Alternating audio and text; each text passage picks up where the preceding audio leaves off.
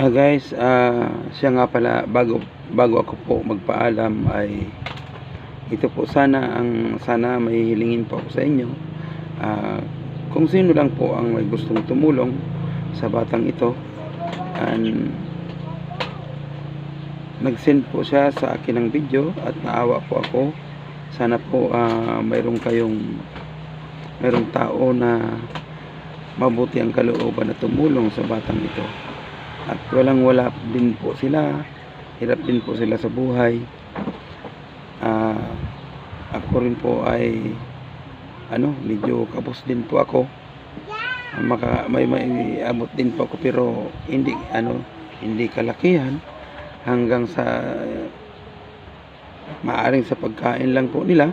At pero sana po mayroon pong maawa sa batang ito, sa sino man pong makakapanood nito. Sana mabigyan po ito ng pansin ang batang to, at nakakaawa po. May butas po ang kanyang puso.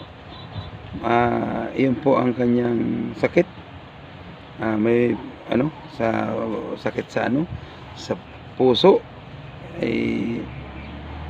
Wala po akong magawa, na kahit na naawa ako, ay siyempre kulang din po tayo ngayon sa financial. Ang mayroon din akong maiabot, ang kaya ko lang po.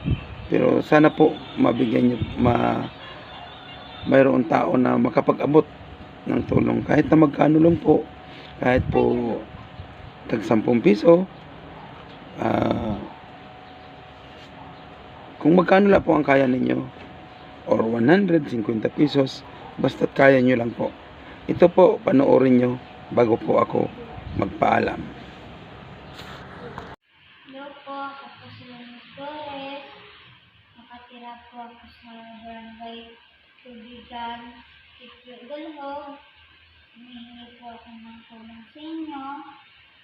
Ito po ako ngayon sa ospital, sa Iloilo, sa Benito. Hindi po kami dito makalabas kasi wala po kami pera. At hindi po kami makalabas kasi kailangan daw po makabili muna ng oxygen. Pero wala po kami pera pambili.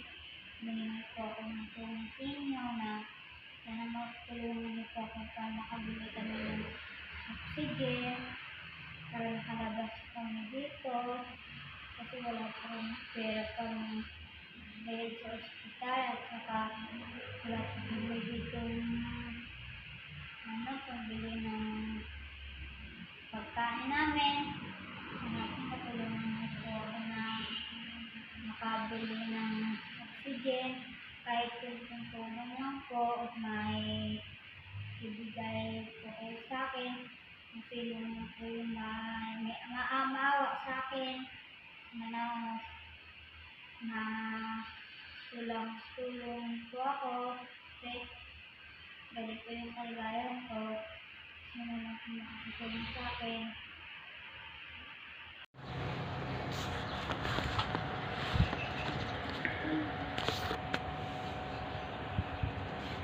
Ayun po, napanood po ninyo kung yung bata ay yun po ang send niya po sa akin na video.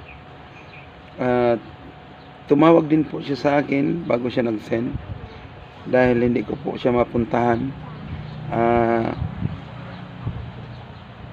na nangangailangan siya ng tulong, dahil wala na po talaga daw sila.